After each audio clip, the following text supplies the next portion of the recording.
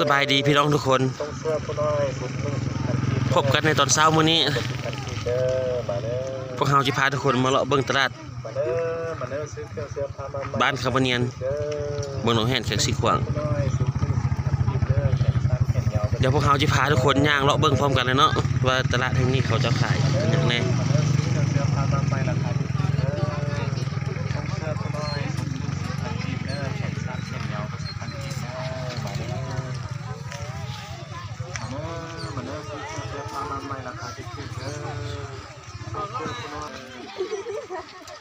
ตลาดบ้านคังพะเนียนนี้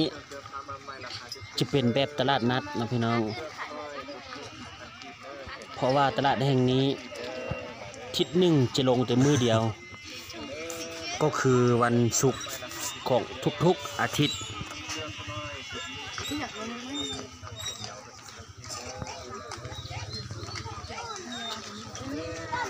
เพราะว่าตลาดนัดแห่งนี้ทิศหนึ่งจะลงแต่มื้อเดียวก็เลยจะมีพ่อค้าสาวขายและประชาชนมาซื้อเครื่องและมาขายเครื่องย่างหลวงหลายพี่น้อง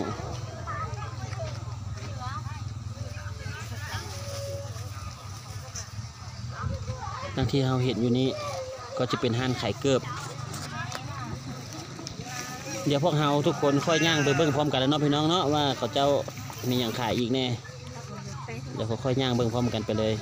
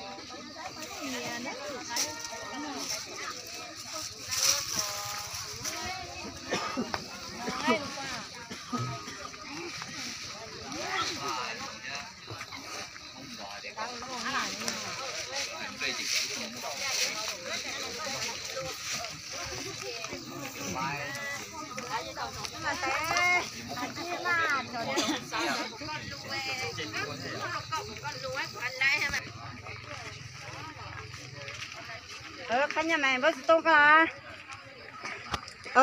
mà lấy của anh ha anh à ha mất tua mà chip của nó lấy chip của đây tôi chỉ nói cho có gì nhỏ nó nó chip của để cái phải chỉ để lấy chip của cái phải chỉ để lấy chip của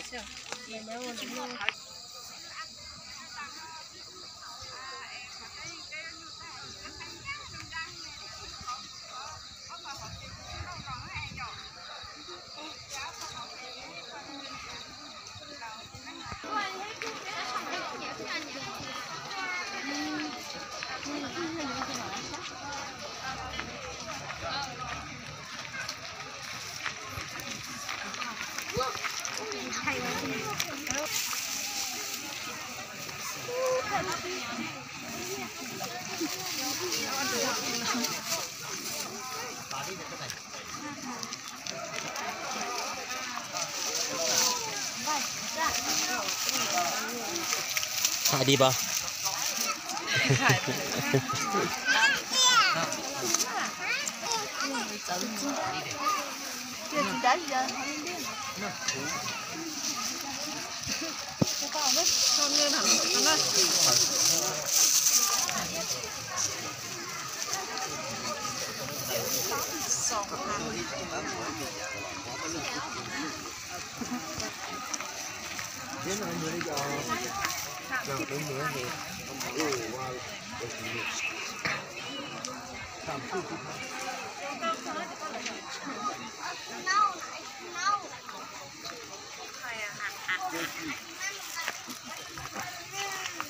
cái thịt bò mà ấy luôn mà cái chầu nó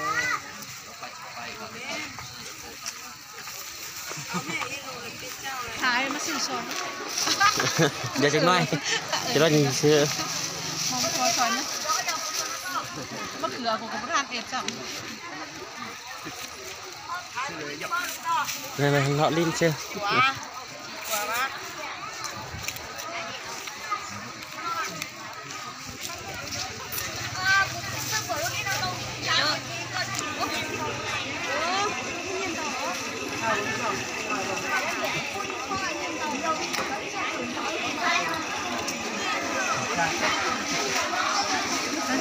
ขายดีบ่ ไม่เดียว ขายนึง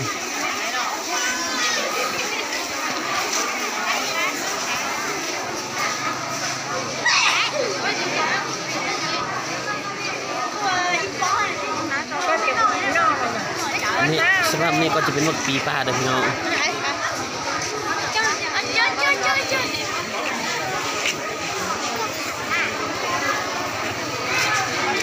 เสื้อเลยมันไทยออก เออ ป้อจ้าหรอ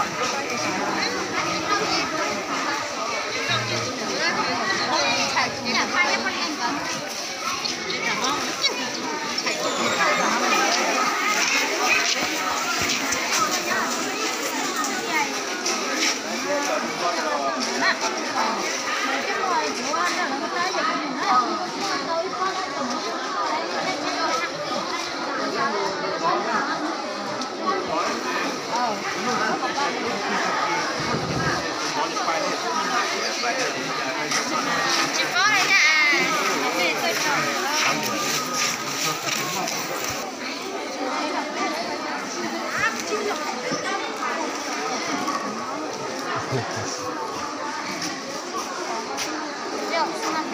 ถ่ายเอาผู้สาววันพะลวกนี่เพราะ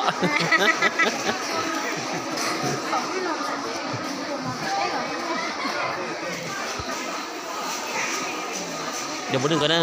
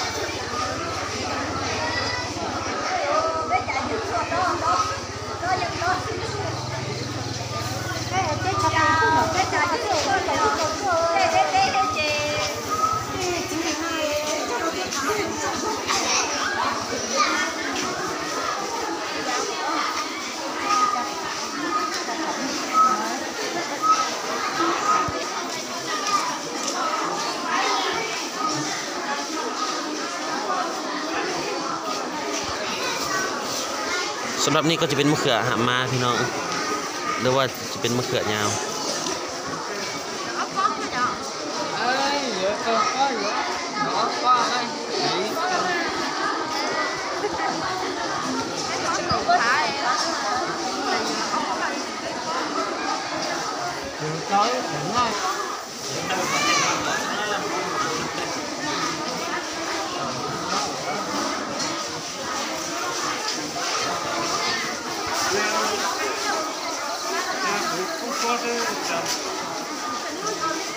สำหรับนี่ก็จะเป็นมะกล้วย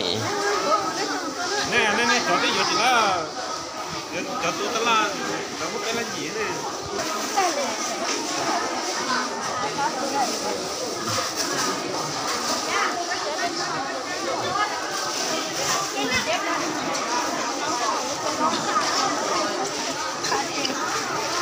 สำหรับนี้ก็จะเป็นมะปีป้าเลยพี่น้องเนอะเป็นมะปีที่เขาเอาเจ้าออกมาแต่ป้าเลยเนี่ยเป็นของธรรมชาติเป็นแท้เลย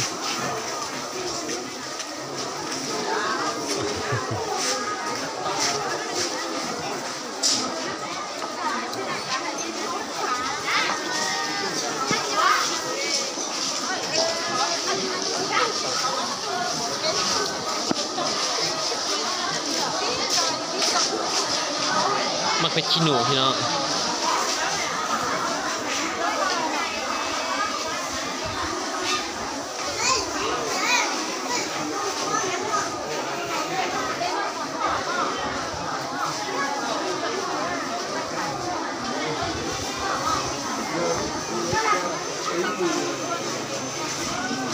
นกปีป้าจะมีหลายเลยพี่น้องนกปีป้าเนี่ย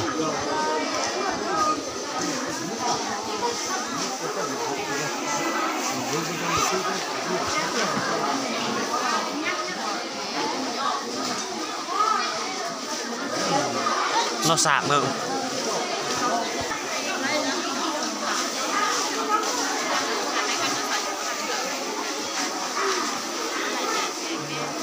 สำหรับฮันนี่ก็เป็นฮันขนมจีน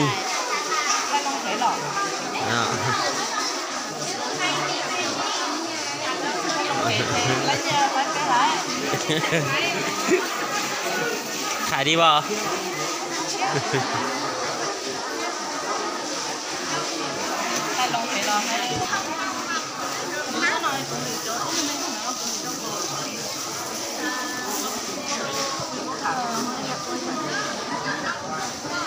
สำหรับนี้ก็จะเป็นขั้วมี่พี่น้อง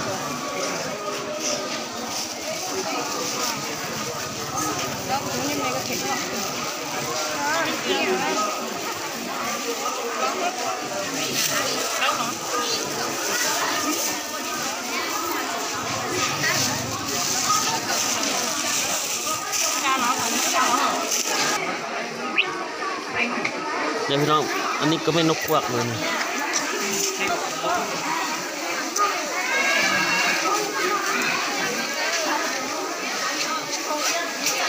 ขายเนื้อเลยนี่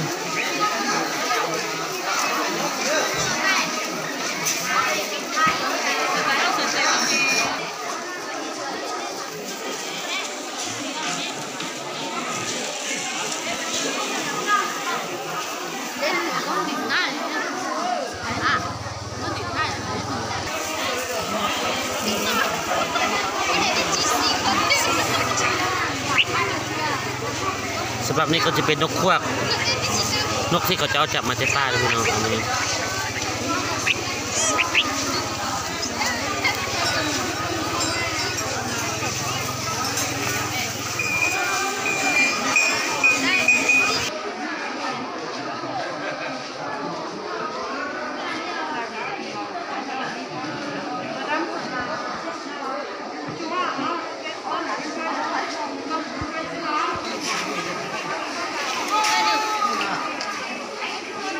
และสำหรับฮานนี้ก็จะเป็นฮานของคนเวียดนามที่เขามาขายเครื่องอยู่ตลาดคำพะเนียนที่นี้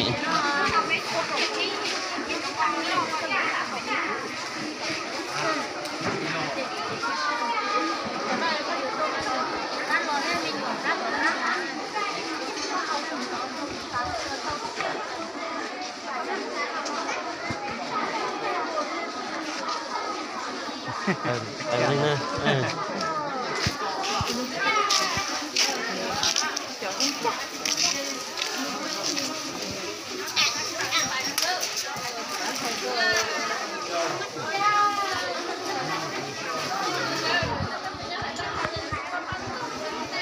นี่ก็จะเป็นแฮวที่เขาจะใช้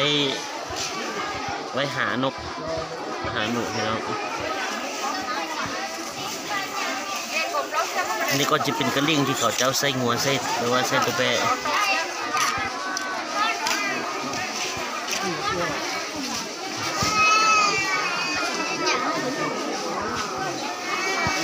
ในมื้อนี้คนเวียดที่มาขายเครื่องอยู่ตลาดคำพะเนียนที่นี้ผมมาสอบฮานพี่น้อง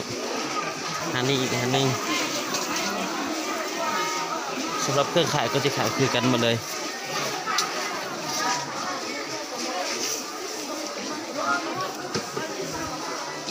จะเล่ะจะบอกอะไรจะหัวให้เหรอ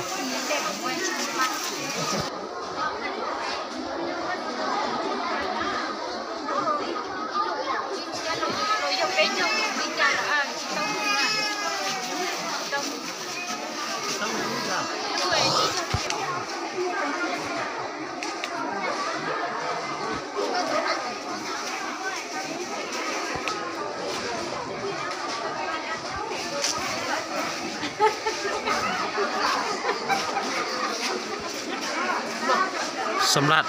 หรับตลาดคำพะเนียนแห่งนี้ก็เป็นตลาดที่น้อยพี่น้องเพราะว่าทิศหนึ่งเขาจะลงแต่มือเดียวคือมือวันศุกร์เท่านั้น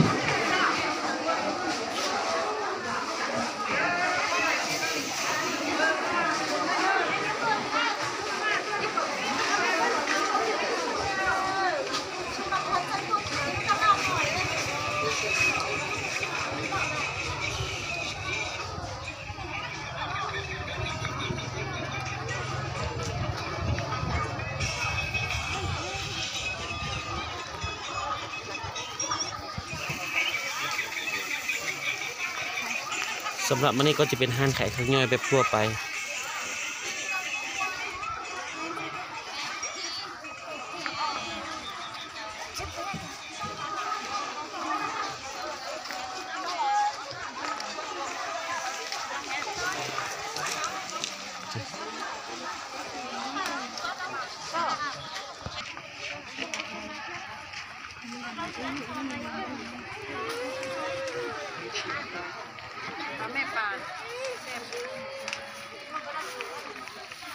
ในการย่างชมตลาด